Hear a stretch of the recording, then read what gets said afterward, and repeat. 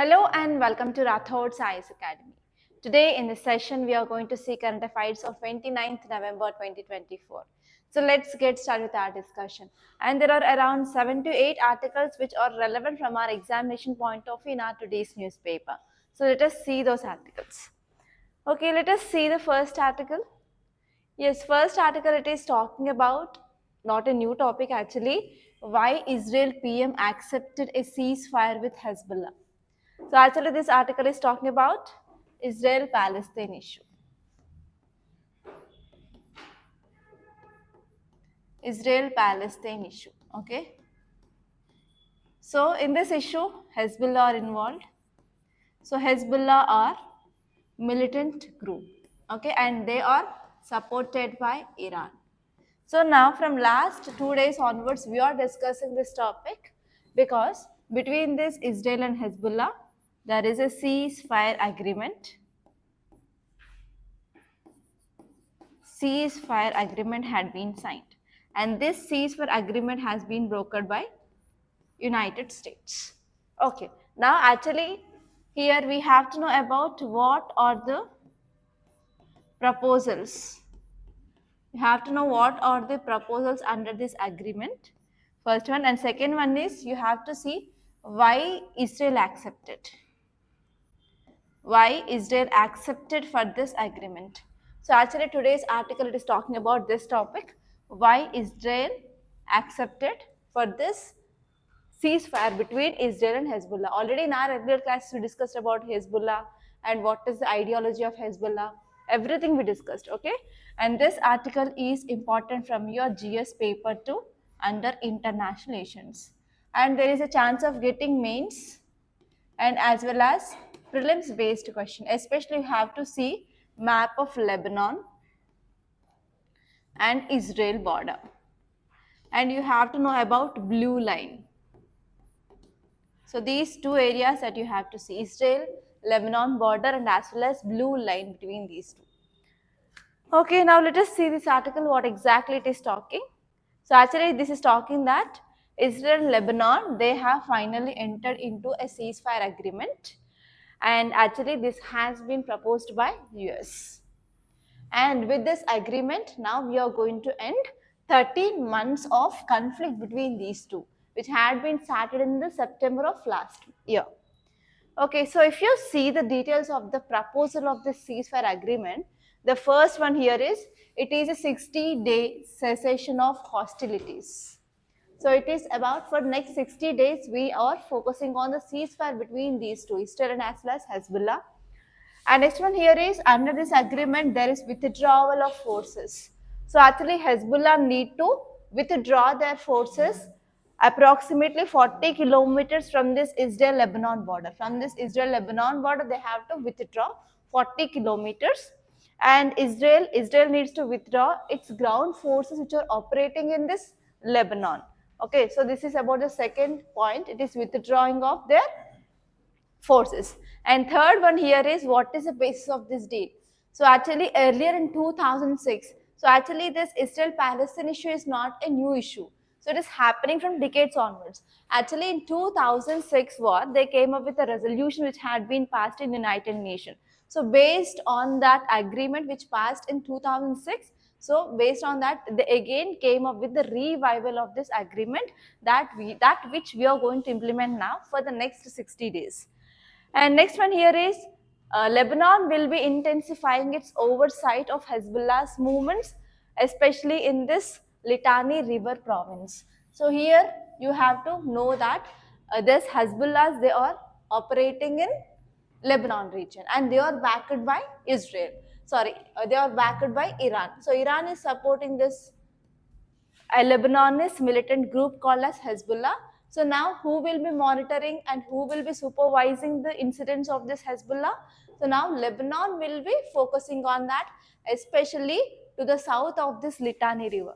So here you may get a question like, recently Litani River is in news.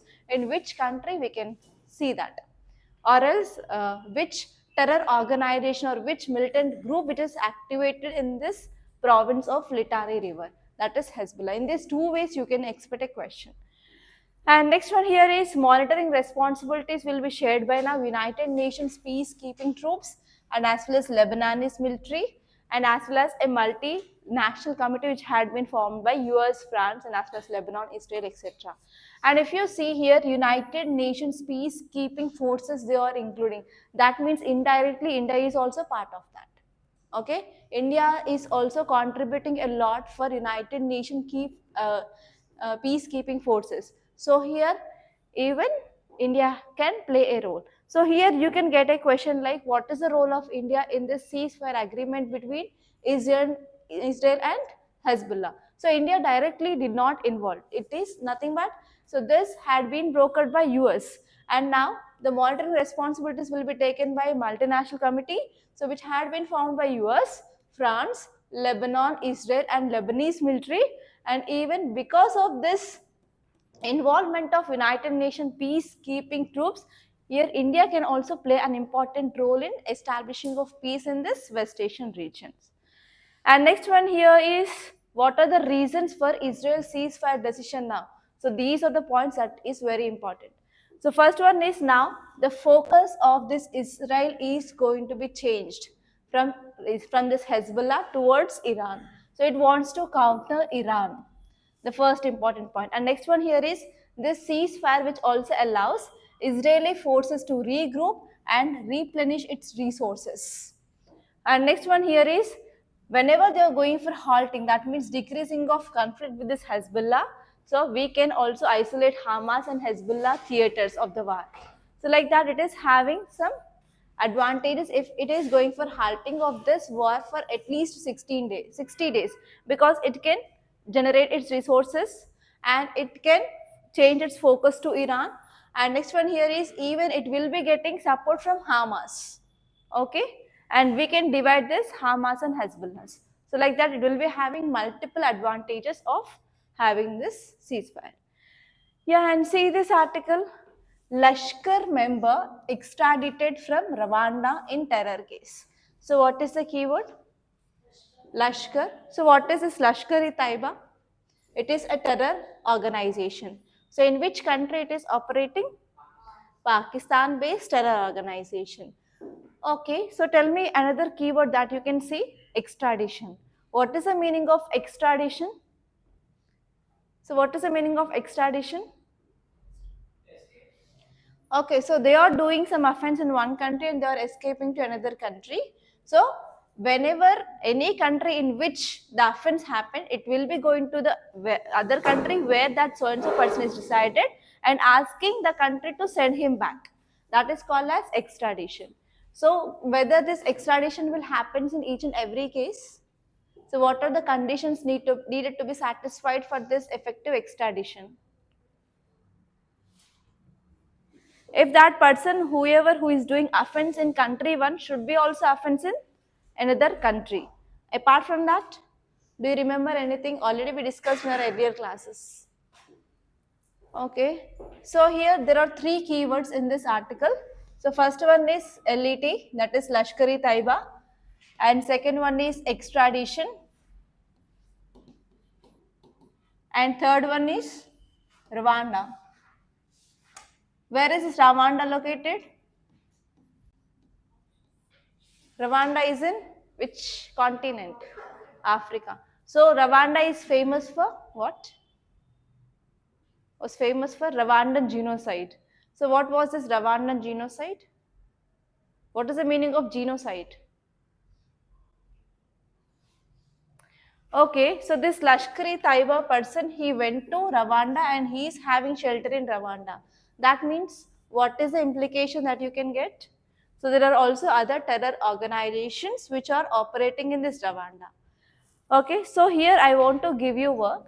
So go to Africa, that is African continent, and see which are the terror organizations operating in this Africa. It is very important because Africa is also becoming a breeding ground for these terror organizations now. So you have to see which are the terror organizations or the groupings which are operating from this Africa. And here you have to see what is this LET, and you have to see the relation of LET with Indian terror attacks. So can you tell me some terror incidents which happened because of LET in our country? Which attack? 26/11 terror attack. In which place it happened? Mumbai. Okay. So here you have to see what are the threats of LET. What are the threats of LET in our country? So as you all know that recently there is increasing of infiltration Jammu and Kashmir, right? So we discussed I think 3 to 4 months ago, like there are increased cases of infiltration in this Jammu and Kashmir. So the terror organizations, they are attacking our soldiers. So at that time we discussed like they are using advanced technology than compared to that of our Indian government or Indian army. So which kind of technology they are using? SIMless mobiles, and next? Okay, offline apps, and next? So how many terror organizations they are operating in Jammu and Kashmir? There I gave you a number. 12. Okay. So in that, whether this LET was there? Yes, right? So because of this, you have to know what are the threats of LET in this present time in Jammu and Kashmir. Okay. So now here you have to know about this extradition. It is very important from your international relations point of view. And from this extradition, you have to know about organizations which are involved in this. For example, Interpol. Interpol plays a very important role in extradition process. And you have to know what is the criteria to be met for this proper extradition. And you have to know about extradition treaty. And you have to know one more thing, with which countries we have this treaty. With which countries in the world we have this extradition treaty. So if India is having extradition treaty which had been signed with that country, then only this process will go on, or else we can't expect this extradition of a person back to India. Okay, so in this context you have to know about with which countries we have this, and what is this extradition treaty, and what is the criteria of this extradition, and which are the organizations of India which will be very helpful for this process.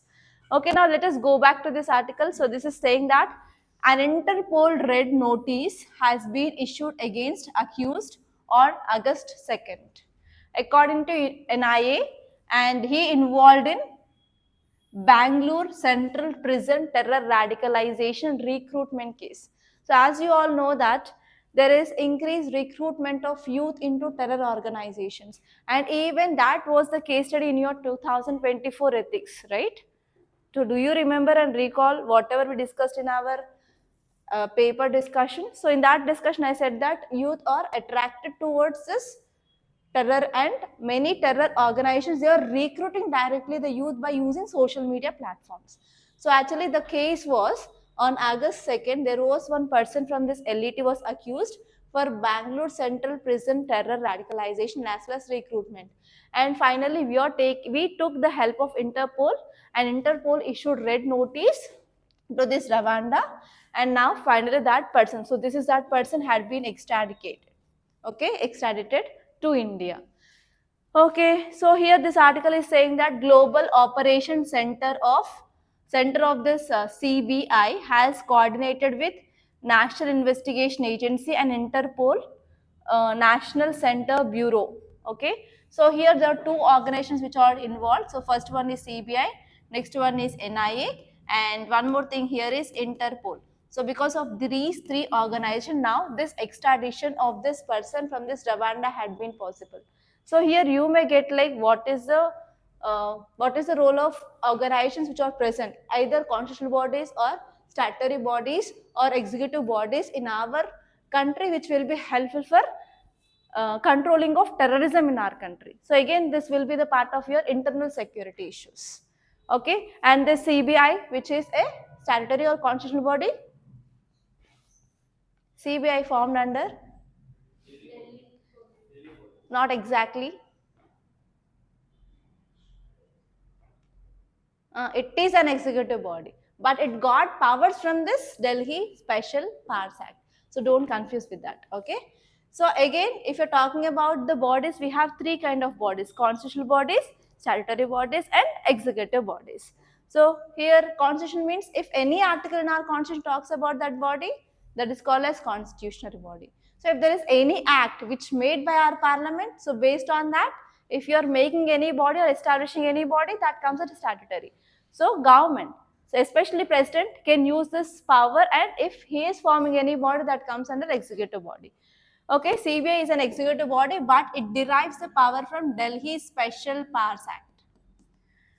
Okay, now let us see exactly what this article is about. So, Global Operations Center of CBI coordinated with NIA and Interpol, and finally, we ensure that there is a return of terror case accused from Rwanda.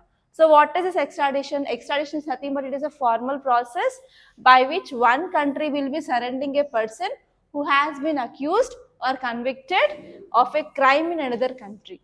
So if he needs to face any legal proceedings or any sentence, so we will be asking permission from that country, please send back this person to our country. So this is the case which had been filed on him. So like that, we will be bringing that person back.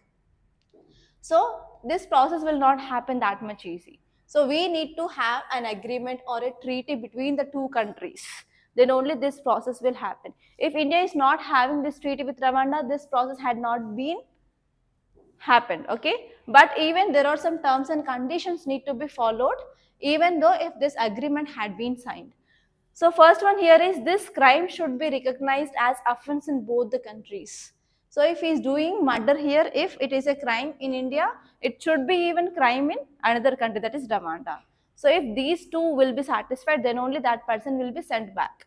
And next one here is the requesting country must provide sufficient evidence, not only saying that this person is criminal, but even we have to provide certain evidence to show that yes, this person is accused. And next one here is extradition must not violate the rights of the accused. For example, he should not be exposed to torture or persecution or unfair trade. Okay, and what is the purpose of this extradition? To prevent escape from punishment. We are not allowing any person to escape from the punishment if he does something wrong. And next one here is every successful extradition act as a red flag to the criminals intending or planning to flee from the territory of the judiciary competent state. So whenever any person, if he is doing any crime in our country and if he going to another country, we want to bring him back. So that is the second important thing. And next one is if any person who is doing crime here and if he is going to another country, so he may have the tendency to do something in another country also. So that can we establish peace? No. So to establish peace in the territorial state also, we will be having this. And even we can reciprocate diplomatic kindness. If he is doing something wrong in our country and if he is not getting punishment here and if he is fleeing to another country, is that correct? No, right? So for that, for the diplomatic kindness also, we will be using this. And even for increasing or enhancing of international cooperation also, this kind of treaties are very helpful. And say this article, Union government clears scheme for tourism sites in 23 states. What is this article talking about? Scheme for tourism. So why we need to focus on tourism? In India, why? Do we have any tourist places in our country? Can you tell me some examples in your state? Tourist places in AP? Huh? What? Okay, next. Tourist places. Okay, Vizag beach. Next. Ajanta Ellora caves. Next.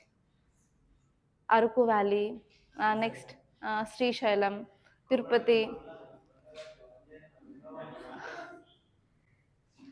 Okay, so we are having lot of tourist areas. So that government is focusing on clearing of schemes in 23 states. So can you tell me in which state we have many tourist places? Tamil Nadu, Kerala, South or North?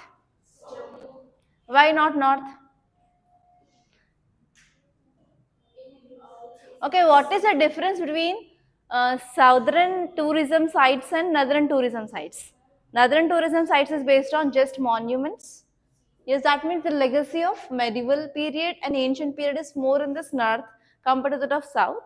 And in South, it is mostly based on scenic beauty, like biodiversity. If you see in the states of Karnataka, Kerala, and Tamil Nadu, we have most scenic beauties. But if you go to Delhi or like UP, Bihar, we have especially religious sites there, like Buddhism, Jainism, and even Mughal. Mughal was very much good at that time in that monuments in this northern India compared to that of southern India. And can you tell me some more examples? Some more examples of differences? Yes, seasons. Okay. Next. Where are these duns are present? DUNS. Duns. Dehradun. Next. Dunes. So dunes are famous for again tourism. In which states we have these duns? Not Karnataka. In Himalayas. Not Jammu and Kashmir exactly. Uttarakhand. Okay, they are famous for what? Scenic beauty. And again Himalayan states, they are very good at scenic beauty. Okay. So tell me how this tourism is helpful for our country. So why government need to invest in this tourism? Economy, how? Okay, if tourists are coming, we can enhance local economy. How we can enhance local economy? Okay, so because of tourism, we can enhance our economy, right? So how? So because of this tourism, we can obviously we can increase infrastructure like better roadways, better cottages, better what? Hotels, better things. Okay, next. Yes, we can create local employment. Can you tell me some examples of local employment, how we can create? Always we'll be saying local employment, but how? Yes, guides, next. Hotels, next. Okay, travelers, next. Clinic, for what? Okay, first aid clinics, next. First aid clinics, next. Okay, so infrastructure development, local employment, next. We can attract more tourists, yes.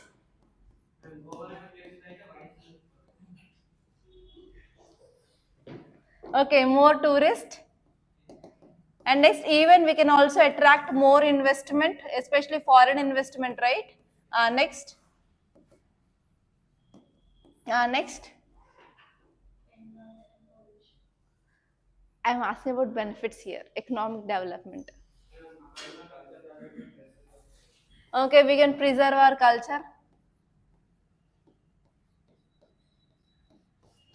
Next. Okay, one more advantage of this tourism is we are passing this tradition to next generation. So if you are doing something great, then only our next generation will be remembering, or else they won't. Okay, so let us see this article. So Union government approved rupees 3,295 crores in interest-free loans for tourism development across 23 states. Especially they are going for development of tourism in 23 states, and especially they are focusing on only tourist destinations. Okay, and this scheme which had been backed by Union Finance Ministry. So normally which ministry will be taking care of tourism? We have tourism ministry, but this is backed by Union Finance Ministry, and it includes around 40 new projects, and they are going to boost local economies, and they are going to focus on creating of local jobs, especially through sustainable tourism, and the timeline here is within 2 years. Within 2 years, they'll be spending that much money so that they want to create local economy in that area. So actually this article is saying that now we are going to get interest-free loans, especially in those 23 states where we have tourist destinations. So it will be helpful for empowering of states to invest in this tourism infrastructure, so that it will be developing overall state economy or the local economy. And next one here is we are also targeting lesser known destinations, so that it will be helpful for distributing of tourist traffic evenly. For example, in a state itself, for example, there are many temples, but only for only for certain temples the rush is very much high. For example, Tirupati, Srisailam. But why we are also having small temples in that way itself? But why people are not going to that? Because we highlighted that. For example, we are having many other tourist areas, especially in Karnataka. Only in some sites more people are coming. Why not in the all places?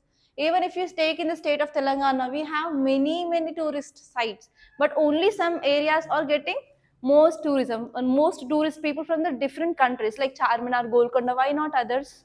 Okay, so here under this scheme they are focusing on even less, okay, let's develop tourism sites as well, so that we can focus on even distribution of tourist traffic, so that we can also promote local culture and as well as regional culture, heritage of our country, so that we can ensure inclusive tourism landscape in our country.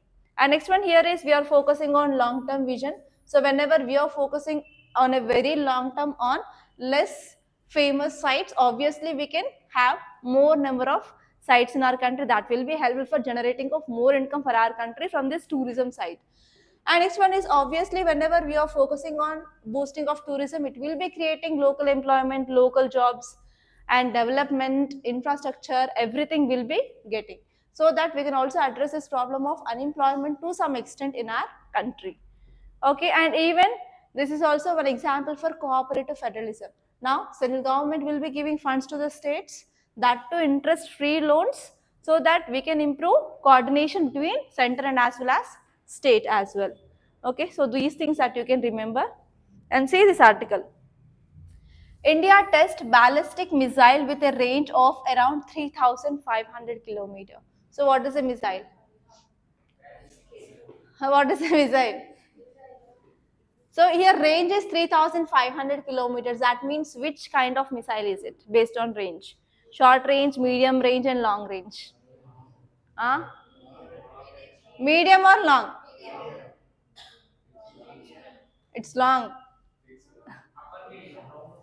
Sure. Okay, so what do you know about this INS Arigat? What is this? Submarine. So why we need that? Why we need submarines? What is applications of submarines? Huh? Ocean defense. Okay. So types of submarines. Nuclear submarines and diesel. Arigat is nuclear or diesel. Okay. So which is more advanced, diesel or nuclear? Nuclear. So apart from this Arigat, do we have any submarines in our country? Okay. Very good. Say this article. In Busan, India says it will not back use of plastic alternatives. What is happening in Busan? Where is it? South Korea. What is happening in Busan? Plastic treaty. So whether India is satisfied in this even? No, that is the thing which is said here. So once it is done, we are going to get detailed analysis in our editorial. So we'll be seeing that in detail. So as of now, you have to remember about what is this plastic treaty is about, why we have to fight against this plastic, and where is this Busan located, like that. That's it. And see this article. Census 2025 as a comprehensive citizen registry. What is this article is talking about? What is the keyword? Census. What is the meaning of census? Population data. So for how many years we will be having this? For every 10 years we will be having this census. But why it had been late?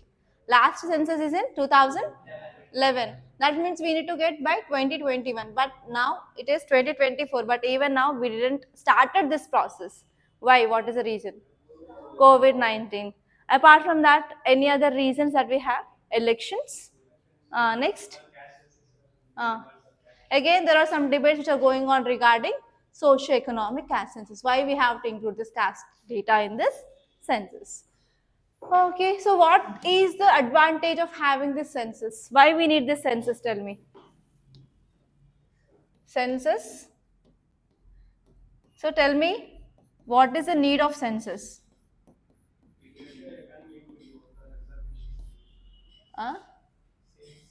Seats reservation. Can I talk about delimitation here? Yes or no? So what is delimitation?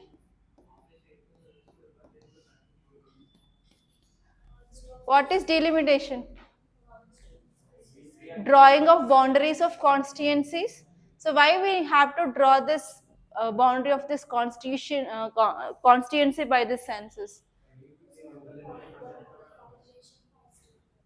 Okay, so we need to maintain population equally between the constituencies. For that, we need census data. So actually, what is the problem now here is there is delaying of census in our country. So because of this delay, even delimitation process is delaying. Apart from that, can you say what are the challenges of this census now in our country? What are the challenges that lead to the delaying of this process? Can you guess? Job locations, how?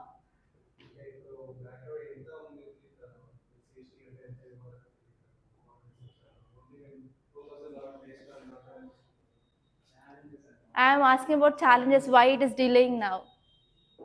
Tell me. More population, so we can recruit many people so that we can go for this. But what is the challenge now we are having? W. Apart from that, I'm not going to talk about finances. What about Nari Shakti bill, when it is going to come into existence?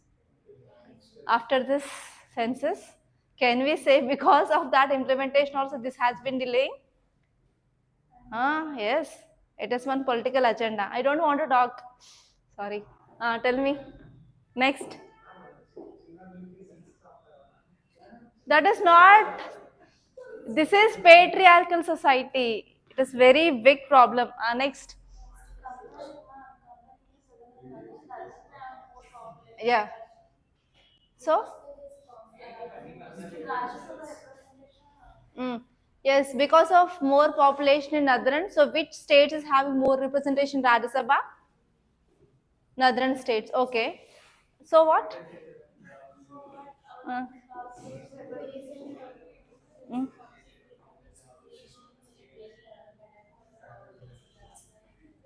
Okay, I will move on. So tell me what are the advantages of this census? Why we need census? Tell me at least. Why we need census? Okay, policy implementation and policy making. Next. Yes, very good. Resource allocation. Next. Next. Yeah, inclusive development, inclusive growth. Next. Inclusive growth and inclusive development. Next.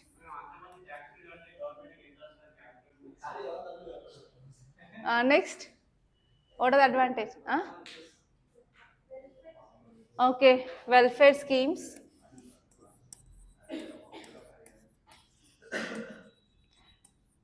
So if census is not there, what will be the impact on a country, on economic development? I'm specifically asking, so what will be the impact on economic development if we are not having census? Huh? My question is specific to only economic development. Okay, we don't know about workforce. Okay, to know about working capital or human capital in our country, it is important. Next. Yes, for National Food Security Act of 2013 implementation, it will become very disaster. Next. Okay. I'm talking about economic development. Oh, indirectly. Okay, based on education.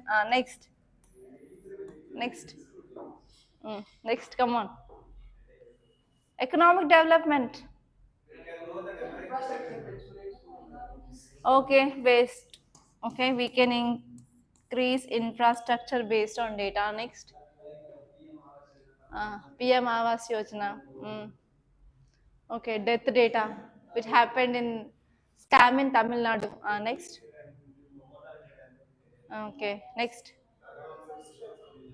Pensions. If you don't know like who are died and who are alive, lot of people they are getting even death.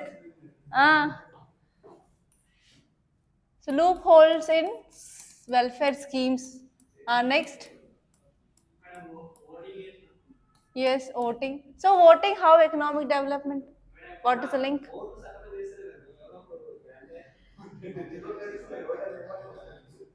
Okay, okay, okay. Let it be. Next, next. Tell me fast.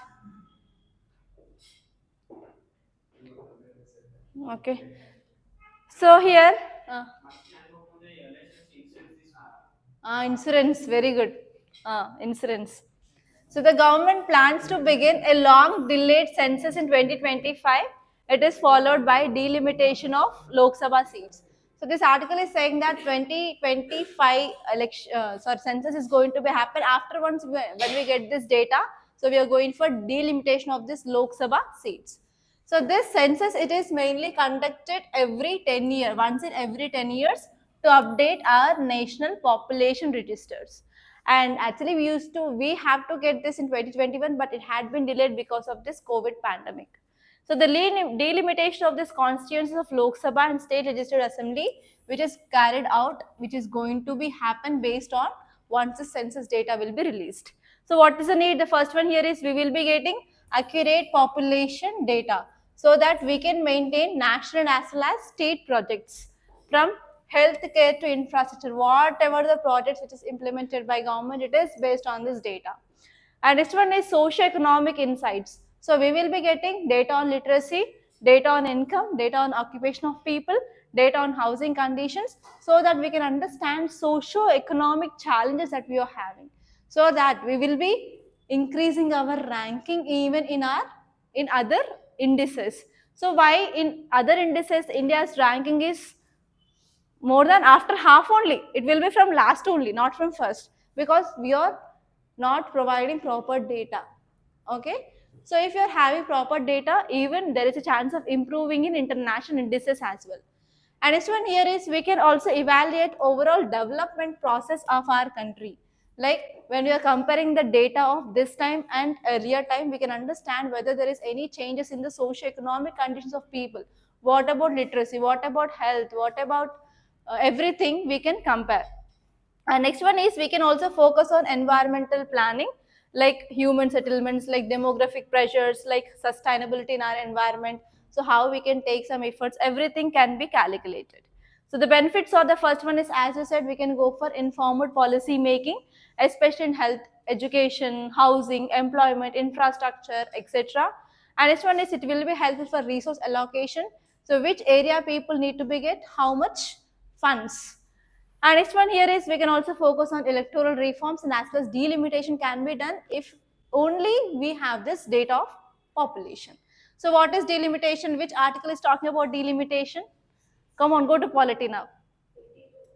82, exactly. Okay, delimitation refers to the process of fixing of number of seats and boundaries of territorial constituencies of each state for Lok Sabha and as well as Legislative Assembly. So which article? Article 82 and Article 170. Article 82, it is at central level, and Article 170, it is at state level. Okay, so that is the thing that you have to remember. And there is one more article. See here. United Nations says COP16 biodiversity talks, they are going to restart in February. So we are going to have CBD summit. That to COP16. Okay, Convention on Biodiversity, COP16.